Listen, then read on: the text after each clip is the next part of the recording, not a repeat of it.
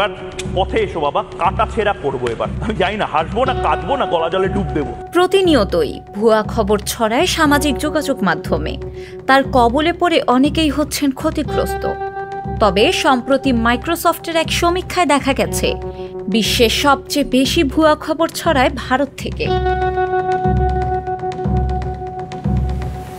বিভিন্ন অপপ্রচার ও ভুয়া তথ্য ছড়ানোতে শীর্ষস্থানে রয়েছে ভারত। শুধু সামাজিক যোগাযোগ মাধ্যমেই নয়, ভারতীয় সংবাদ মাধ্যমেও ছড়ানো হচ্ছে অপতথ্য, এমনটাই বলছে জরিপ। জরিপে ব্যক্তিগত তথ্য সংগ্রহ, অনলাইন বুলিং, অনাকাঙ্ক্ষিত যৌন বার্তা, মিথ্যা তথ্য ও ভুয়া খবর সহ বিভিন্ন অনলাইন ঝুঁকির বিষয়গুলো বিশ্লেষণ করা হয়েছে।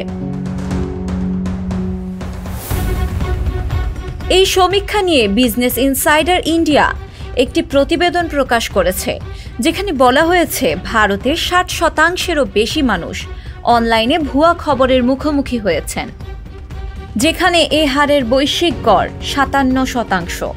জরিপে অংশ নেওয়া অর্ধেকেরও বেশি ভারতীয় জানিয়েছেন তারা ইন্টারনেট প্রতারণার শিকার হয়েছেন।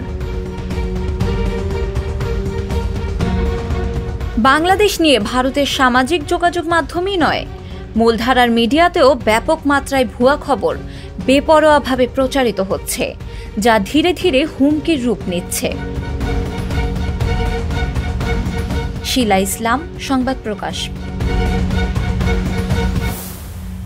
সংবাদ, ফিচার ও অনুষ্ঠানের জন্য ভিজিট করুন সংবাদ প্রকাশের ওয়েবসাইট এবং যুক্ত থাকুন ফেসবুক পেজ ও ইউটিউব চ্যানেলের সঙ্গে।